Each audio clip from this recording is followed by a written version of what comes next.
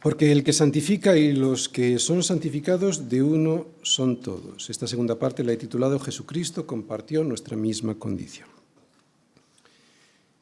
Bien, de estas palabras del versículo 11 se desprenden dos posibles interpretaciones y las dos son igualmente bíblicas. Primera, que tanto el que santifica como los que son santificados tenemos un mismo origen, tenemos un mismo Padre.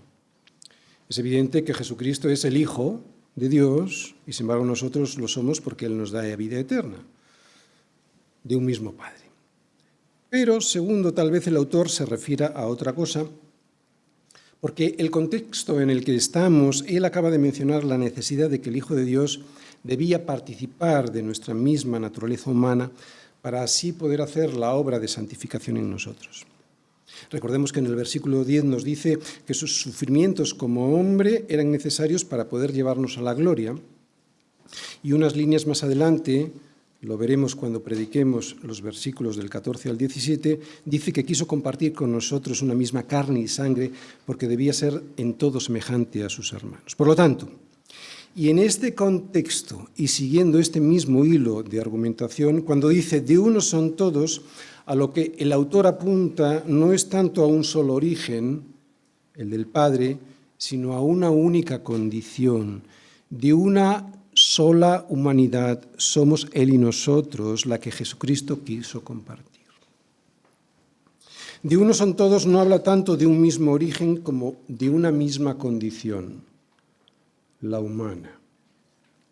Lo que el autor nos está explicando es la necesidad de la encarnación de Cristo. ¿Por qué? Porque ¿qué posibilidad habríamos tenido de nacer de Dios si Jesús no se hubiese encarnado? ¿Cómo podríamos haber nacido de nuevo a una segunda humanidad si el origen de esa segunda humanidad no hubiese existido?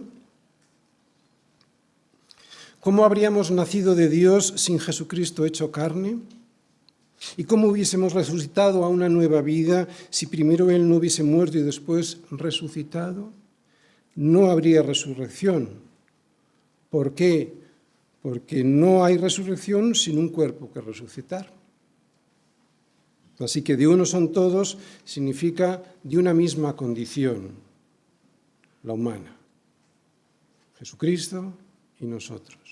Así que era necesaria esta unidad de naturaleza que hay entre el que santifica y los que son santificados, y es lo que el autor ahora nos va a demostrar con 3 citas del Antiguo Testamento. Y vamos a ello. Tercera parte, citas bíblicas que lo demuestran. Diciendo, anunciaré a mis hermanos tu nombre, en medio de la congregación te alabaré. Y otra vez, yo confiaré en él. Y de nuevo, he aquí yo y los hijos que Dios me dio. Primera cita, Salmos 22, 22. La tenemos ahí. Anunciaré tu nombre a mis hermanos, en medio de la congregación te alabaré.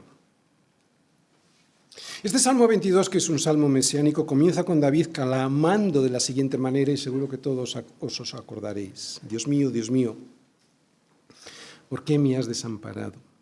Y continúa con la descripción de sus angustias, estoy hablando del Salmo 22, hasta que llega un momento en la mitad del Salmo que prorrumpe con un cántico de alabanza a Dios.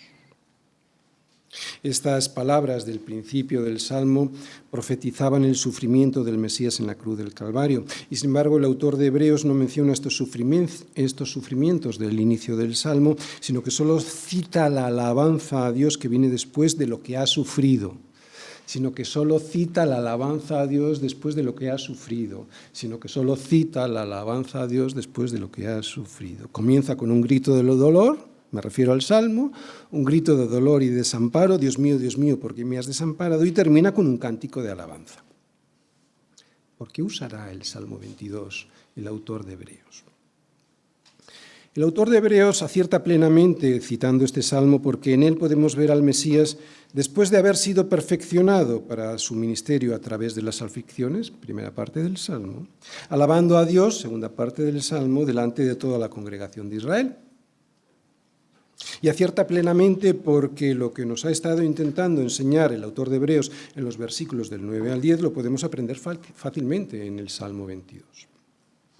¿Qué es lo que nos estuvo diciendo en los versículos del 9 al 10 el autor de Hebreos? Pues que el camino de sufrimiento de Jesús era necesario para llevarle a la gloria. Y lo que vemos en el Salmo 22 es lo mismo. Después de su sufrimiento vemos al triunfo y la gloria del Mesías alabando a Dios y anunciando en medio de la congregación de Israel a sus hermanos la gloria del nombre de Dios. ¿Y quiénes son sus hermanos? Pues es evidente quiénes son. El autor de Hebreos ya nos lo dijo en el versículo 10, son los muchos hijos a los que Dios habría de llevar a la gloria a través del sufrimiento de Jesucristo.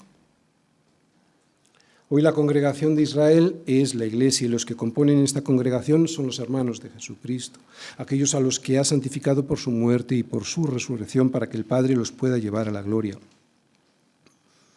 El Salmo 22 es idóneo para ilustrar lo que el autor de Hebreos está enseñando, porque primero nos muestra los sufrimientos del Mesías, el santificador, por medio de los cuales lleva a cabo su obra de santificación en nosotros, para luego mostrarnos cómo alaba al Señor en medio de la congregación, enseñándonos a sus hermanos cómo hay que hacerlo después, incluso y a pesar de las aflicciones de esta vida. Enseñanza para nosotros.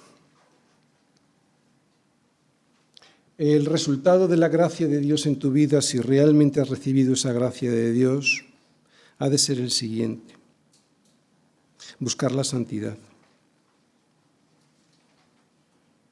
El resultado de la obra de Cristo en tu vida, si has recibido esa gracia de Dios, tiene que ser buscar la santidad. Y eso a pesar de los sufrimientos que nos traiga la santidad,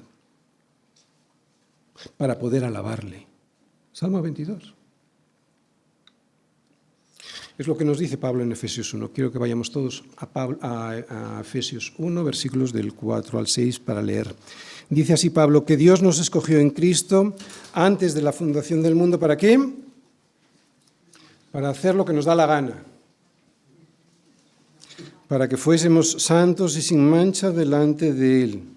Y que en amor nos predestinó para ser adoptados hijos suyos por medio de Jesucristo, según el puro afecto de su voluntad, para la alabanza de la gloria de su gracia, con la cual nos hizo aceptos en el amado.